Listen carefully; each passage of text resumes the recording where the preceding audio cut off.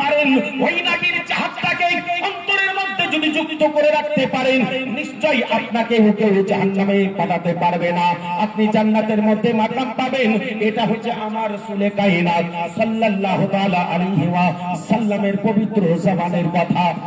আমার বাপ আমার ভাই আমার, অন্তরে মহব্বত করে দেখুন, নবী আমার আলোচনা করে বলেন, মান যারা কবরি ওয়াজাবাত লাহু শাফাআতি, যে ব্যক্তি আমার অন্তরে মহব্বত করে আমার কবরের জিয়ারত করবে, আমার রওজার জিয়ারত করবে, অর্থাৎ আমার জিয়ারত করবে, আমি রাসূলুল্লাহ তাকে শাফাআত করে জান্নাতে নিয়ে যাব।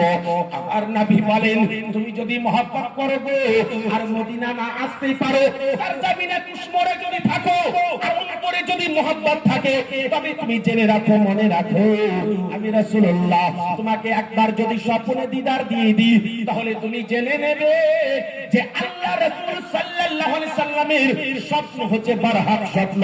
কারণ নবী পাক সাহিবে কাউন মাকার সুরাত ধারণ করতে পারে না ইবলিস শয়তান।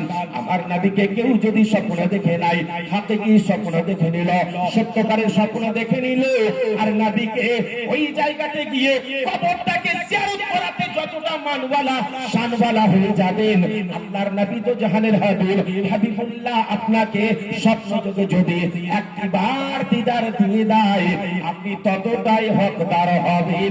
একবার মুহাব্বতে জোরে বলুন সুবহানাল্লাহ। আল্লাহ রাসূল সাল্লাল্লাহু আলাইহি সাল্লামকে ভালোবাসতে হবে। সাহাবী রাসূল নবীকে কত ভালোবেসেছিলেন আমার মা বোনেরা। সেই সময় তারা বাচ্চা বাচ্চাকে কুরবান করে দিয়ে আমার নবী পাক সাল্লাল্লাহু আলাইহি সাল্লামকে কি করে পাবো, এখানে এই রাস্তাতেই সব সময়তে আলাপ আলোচনা করেছে, নবী কিসে রাজি হবে, নবী কিসে রাজি হবে, নবী কিসে রাজি হবে, নবী কিসে রাজি হবে। তারা সব সময়তে শতব্যস্ত হয়ে থাকতো যে আল্লাহর নবীকে কোন কাজ করতে গেলে আমি খুশি করতে পারবো। নবী একবার আপনি জানিয়ে দিন। আল্লাহর কোরআন অবতীর্ণ হয়ে গেল, নবী তুমি একবার বলে দাও তাদেরকে, যদি তোমাকে রাজি করতে চাই তাহলে জেনে রাখো সে যেন আহলে বাইতকে ভালোবাসে, তোমার মুহাব্বতের মানুষকে ভালোবাসে, তোমার রক্তের মানুষকে যেন ভালোবাসে। যখনই ভালোবাসা হয়ে যাবে, তখন আমি আল্লাহ তার হয়ে যাব, আমি আল্লাহ যার হয়ে যাব, জান্নাত তার হয়ে যাবে। জোরে বলুন সুবহানাল্লাহ। আমার ইমাম হুসাইন রাদিয়াল্লাহু তাআলা আনহু জন্মগ্রহণ করলেন শাবান চাঁদের 5 তারিখ, আরবি শাবান চাঁদ। সামনে যে মাসটা আসছে এটা চলছে রজবের মাস, সামনে আসবে শাবান চাঁদ, শবে বারাতের মাস। ওই শবে বারাতের মাসে শাবান, ওই শাবানের 5 তারিখ হযরত ইমাম হুসাইন জন্মগ্রহণ করছেন। আল্লাহর নবী তো জাহানের হাবিব, হাবিবুল্লাহ যখন কানে আওয়াজ শুনে নিলেন আমার ফাতেমাতুজ জাহরার বাড়িতে সন্তান জন্মগ্রহণ করেছে, আমার নবী আপনার নবী হাবিবুল্লাহ যখন সংবাদ পেলেন ফাতেমাতুজ জাহরার কাছে এসে হাজির হয়ে গেলেন। দেখছেন বাচ্চা যেন উম্মুল ফজলের কোলে যেন আছে, সাথে সাথে দয়ার নবী মুস্তাফা হাবিবুল্লাহ হাতটাকে বাড়িয়ে দিলেন। যখনই হাতটা বাড়িয়ে দিয়েছে আমার নবী তো জাহানের হাবিব, হাবিবুল্লাহ বাচ্চাটাকে কোলে তুলে নিলেন। বাচ্চাটাকে কোলে তোলার সাথে সাথে নবী আমার এই দুটোকে চুমা দিয়ে দিলেন।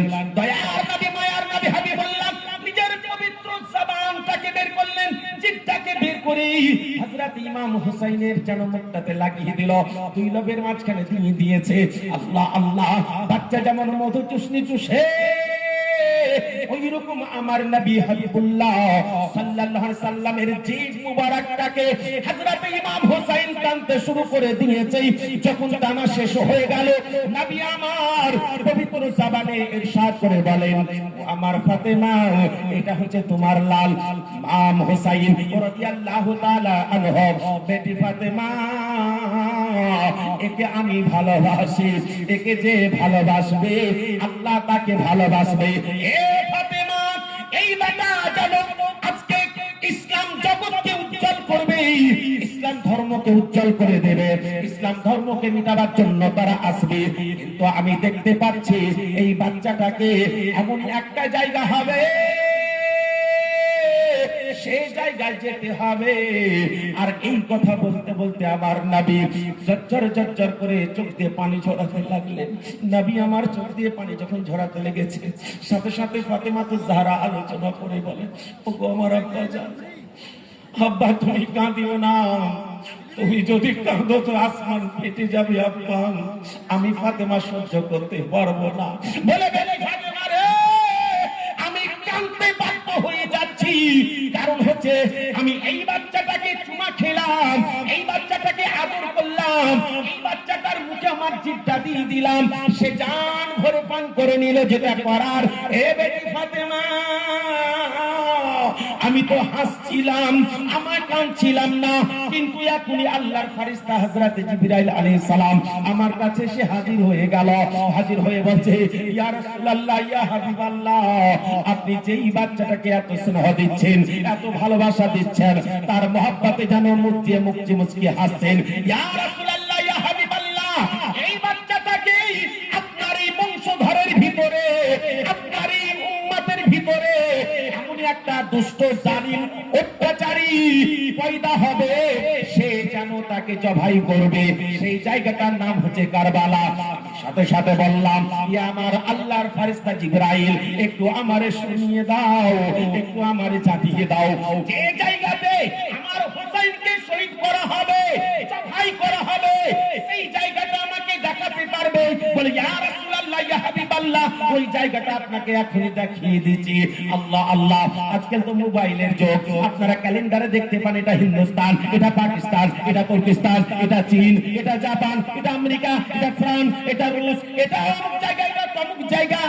আল্লাহর নবী তো জাহানের হাবিব, হাবিবুল্লাহর সামনে ওই কারবালার ময়দানটাকে উঠে নিয়ে আসা হলো। আমার নবীকে দেখা হচ্ছে, ওগো আমার দয়ার নবী, ওগো আমার মায়ার নবী, এটা হচ্ছে ফুরাত নদী, এই ফুরাত নদীর কিনারায় জায়গাটার নাম হবে কারবালা। এই কারবালার ময়দানে ইসলামকে বাঁচাবার জন্য আপনার নওয়াসা, আপনার নাতি আসবে। ওগো আমার নবী, এই জায়গাতে শহীদ করা হবে। সাথে সাথে আমার নবী বলছে, জিবরাইল, ওই জায়গার এক মুষ্টি মাটি আমাকে দিতে পারবে? বলে, হ্যাঁ হ্যাঁ হ্যাঁ, ওই জায়গার মাটি আপনাকে তুলে দেব। সাথে সাথে দয়ার নবী, মায়ার নবী আমার ওই জায়গা থেকে এক মুষ্টি মাটি হযরত জিবরাইল আলাইহিস সালাম যখন তুলে দিলেন, আল্লাহর নবী হাতে ধরে নিলেন। সাথে সাথে বলছে, উম্মে সালমা, ও উম্মে সালমা, একটি কথা শোনো গো, তাড়াতাড়ি একটা শিশি নিয়ে এসো, আর এই মাটিটাকে শিশির ভিতরে ভরে দাও। যেদিন এই মাটি শিশির ভিতরে রক্ত হয়ে যাবে, সেই দিন তুমি জানতে পারবে আমার হোসাইন যেন শহীদ হয়ে গেছে। জোরে বলুন সুবহানাল্লাহ। কে ভাঙলি রে নবীর বাগানের ফুলের কলি, কে ভাঙলি রে নবীর বাগানের ফুলের কলি, কে ভাঙলি রে নবীর বাগানের ফুলের কলি। মাতা জাহার ফাতেমা, মাতা জাহার ফাতেমা, পিতা হযরত আলী, কে ভাঙলি রে নবীর বাগানের ফুলের কলি, কে ভাঙলি রে নবীর বাগানের ফুলের কলি। আমার আব্বা জানিরা, আমার ভাই জানিরা, যারা জেনে নিল, যাদের ঈমান এলো, তারা যেন ওই ফুলটাকে নিয়ে খেলা করার চেষ্টা করলো। আর যারা ঈমান নিয়ে এলো না, যারা বিশ্বাস করলো না, যারা মহব্বত করলো না, সেই ফুলটাকে ভেঙে চাকনাচুর করে দিল। আল্লাহর নবী তো জাহারের হাবিব, হাবিবুল্লাহ, আওয়াজ দান শোনাগো, আমি রাসূলুল্লাহ তোমাদেরকে জানিয়ে দিয়েছি, আল হাসান ওয়াল হুসাইন হুমা রাইহানা ইয়ামিনাত দুনিয়া।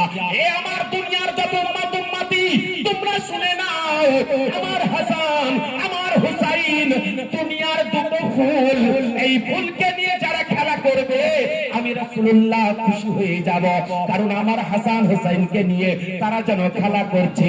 আমার আব্বা জানেরা, যার জন্য নবীর বেটি ফাতেমা রাদিয়াল্লাহু তাআলা আনহা আওয়াজ দিয়েছে যে আমার হাসান হুসাইনকে ভালোবাসবো, আমি ফাতেমা তাকে ভালোবাসবো,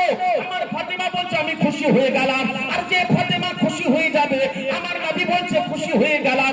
আমার নবী বলে শোনো গো, আমি যদি খুশি হয়ে যাই তাহলে আল্লাহ খুশি হয়ে যায়, আর আল্লাহ যদি খুশি হয়ে যায় তার ঠিকানা জান্নাত হয়ে যায়। জোরে বলুন সুবহানাল্লাহ। আমার আব্বা জানেরা, ভাই জানেরা, দিনের পর দিন কেটে যায়, রাতের পর রাত কেটে যায়। হযরতে হাসান হযরতে হুসাইন রাদিয়াল্লাহু তাআলা আনহুমা দুই ভাই যেন অন্তরে মোহাব্বত শুরু করে দিল। আল্লাহ আল্লাহ, দয়ার নবী মুস্তাফা হাবিবুল্লাহ আওয়াজ দিচ্ছেন, ও আমার হাসান, ও আমার হুসাইন, একবার কাছে আয়, একবার কাছে আয়। আব্বা জান আমার, ভাই জান আমার, দয়ার নবী মুস্তাফা যে জুব্বা পরেছিলেন, ওই জুব্বা মুবারকের ভিতরে একদিকে হাসানকে একদিকে হুসাইনকে নিয়ে নিলেন, আর এইরকম ভাবে ধরে আছেন। একটি সাহাবী নবীর সামনে সে আলোচনা করে বলছে, ইয়া রাসূলুল্লাহ, ইয়া হাবিবাল্লাহ, মনে বড় আশা একটা কথা জিজ্ঞাসা করব নবী গো, কিন্তু আমি সাহস পাচ্ছি না। বলে, আমার সাহাবী, বলো তুমি কি বলতে চাও? কোনো অসুবিধা নাই। বলে, ইয়া রাসূলুল্লাহ, ইয়া হাবিবাল্লাহ, আপনাকে এইরকম ভাবে থাকতে দেখি নাই, আজকে কেন এইরকম করে আছেন আমি বুঝতে পারছি না নবী গো, আপনি একবার আমাকে জানিয়ে দেন। দয়ার নবী, মায়ার নবী বলছে, ইয়া আমার মহব্বতের সাহাবী, দেখতে চাও আমার এই ভিতরে কি আছে আর এইরকম করে কেন আছি? সাথে সাথে জুব্বাটাকে যখন হটালেন, দেখছেন যে একদিকে হাসান একদিকে হুসাইন বসে আছে। জোরে বলুন সুবহানাল্লাহ।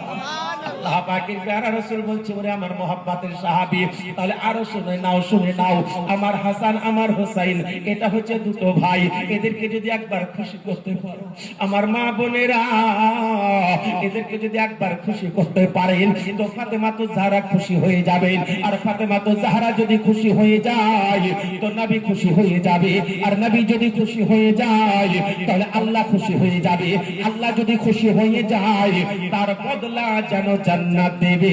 জোরে বলুন সুবহানাল্লাহ। আল্লাহুম্মা সাল্লি